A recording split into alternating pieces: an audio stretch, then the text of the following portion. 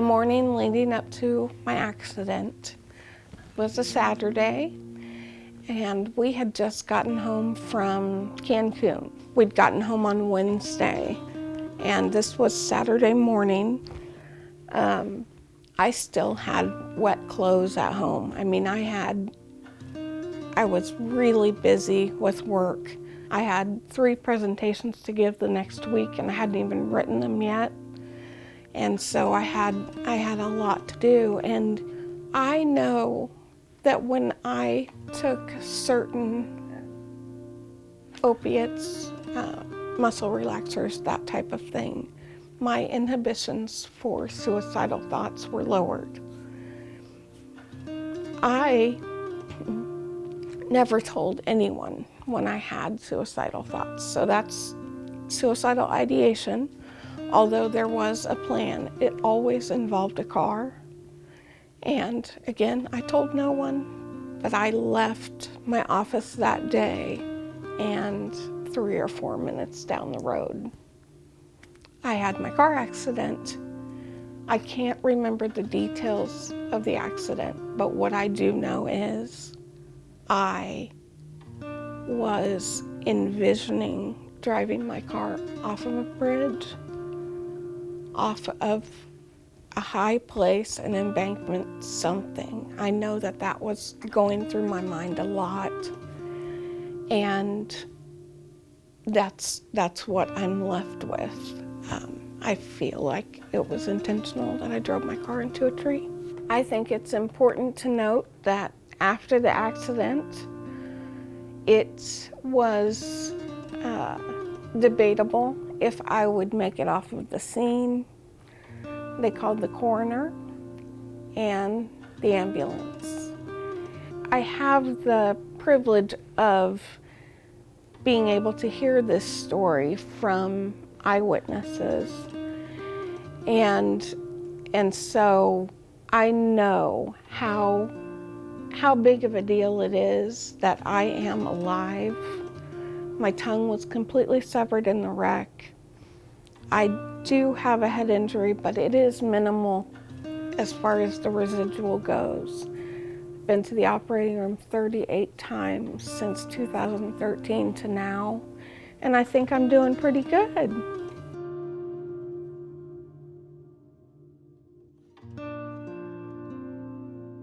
We're approaching October 2023, and that will mark for me 20 years since a switch got flipped in my brain and I realized that I was a drug addict.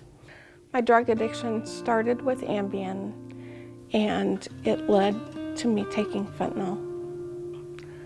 I am blessed to be alive. There are so many people that never come back from going to the depths that I went to.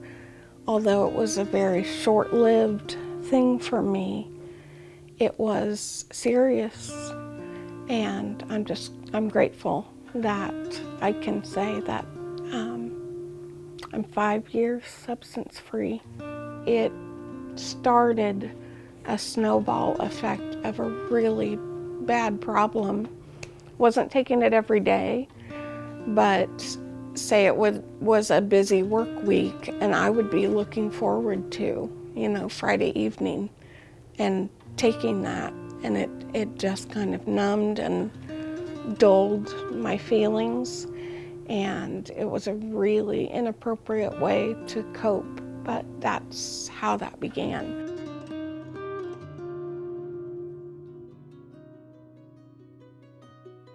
This person that you see right now is who I've always been, but under the mask and the stigma of a mental health concern, suicidality, addiction, we morph into something else. And there is hope for anybody that they can get better. And I believe that our crisis intervention team in Topeka is very attuned with trying to think outside the box and look at different scenarios that might be helpful to a person. Me, for example, I had been back to Vallejo several times when I was chronically suicidal. Again, not talking about it, I just had some very big, intentional suicidal acts. The crisis intervention team helped me a great deal because they saw me. They saw that I was valuable, that I had a family, I was a person. I think all of us seeing each other as a person before anything else is important. One day, I'd locked myself in a public restroom, wanting to die, and there was a hero that day wearing a uniform and a badge. Officer Josh Clem kicked in the door of the bathroom and picked me up by my belt loop, and he had a different plan than what was normally happening with me. He had tears in his eyes, and he knew me well enough to say, "You're going to make me tell your girls that you're dead."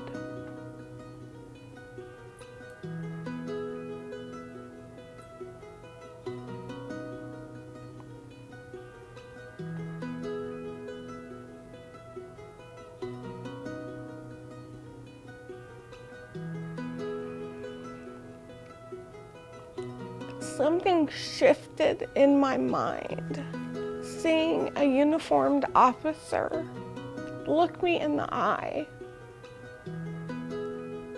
and tell me that he was going to have to tell my girls I was dead. It just did it. It did the trick.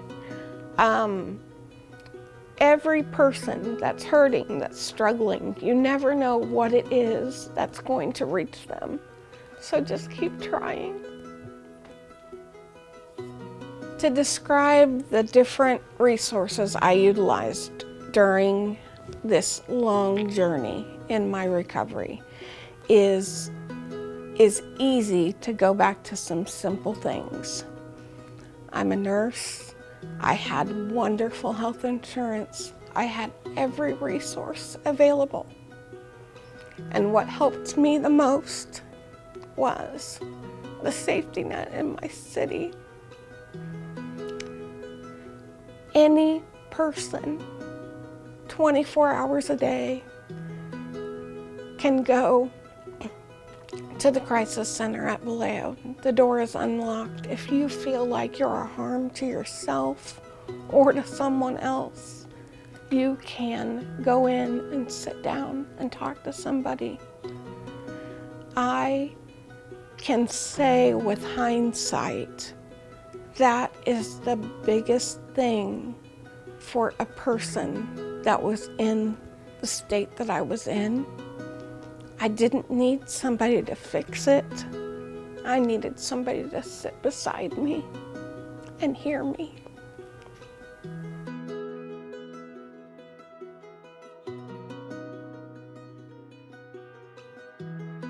I happily call myself the Hope Dealer, Rachel the Hope Dealer.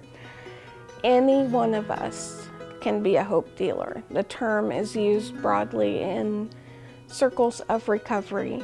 It's basically a definition of anything that someone has overcome and they've reached their hand back for the next one. So mine specifically is hope dealing as it pertains to addiction and suicidality. But I encourage people that it could be anything. We have a lot of people that are food insecure. I do a lot of work with Be the Blessing Box. Here in Topeka, we have over 40 boxes throughout town. And just the act of going and filling the boxes, the conversations that I have with people are always very meaningful.